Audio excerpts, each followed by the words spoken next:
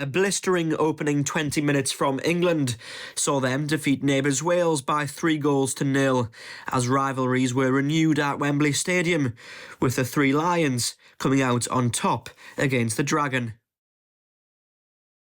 The game was all but over after that opening 20-minute spell from England. Their rivals, Wales, looked dejected, whereas the Three Lions were full of confidence. Thomas Tuchel is building a side that will be ready for the World Cup in the summer.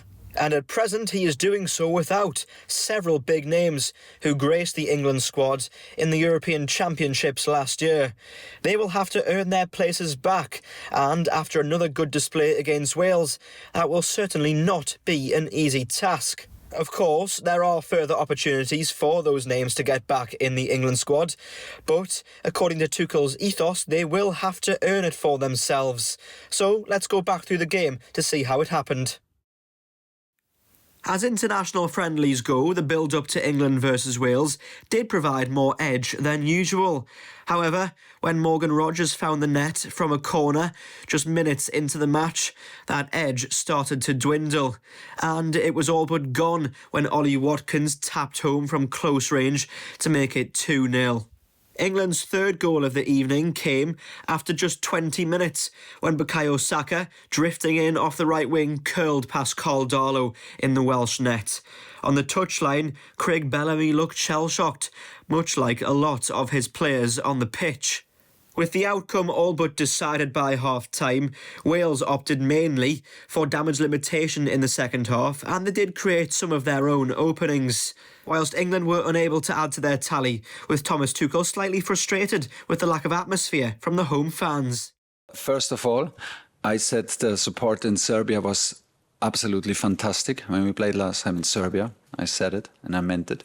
I love English football and I love English football fans and the support they give. But I think today the atmosphere did not match the performance on the field.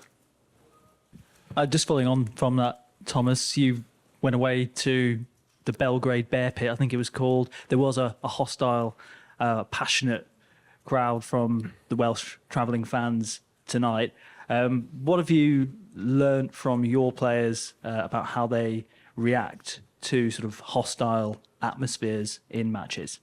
No, I felt it like more demanding to play in Serbia, but we managed that well. And also today, I think the support was, I heard the support for the Welsh team throughout the whole match, but it had no effect on us.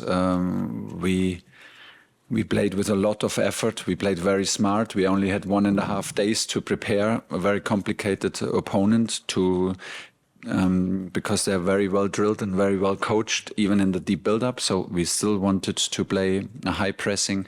We wanted to have a lot of ball wins, and we had it. First 20 minutes were tough. It's a very difficult place to come without starting the way we did. Made it very difficult for ourselves against, as we know, a very good opposition. With their intensity, physicality, they were able to push through that as well. And also, it was a tough period, I have to be honest. It was a tough period in the game.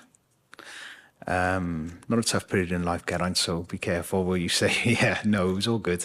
But in that period it was. We had to suffer a lot of pain. It was difficult. England and the FA probably know that the World Cup in America, Canada and Mexico in 2026 will be the only major international tournament that Thomas Tuchel is in charge of the Three Lions for. And Tuchel is certainly doing things his way. He was not afraid to criticise the lack of atmosphere from England fans at Wembley, and at present he's not been afraid to leave out big names from the England squad. The World Cup is now drawing ever closer, but England are looking more coherent.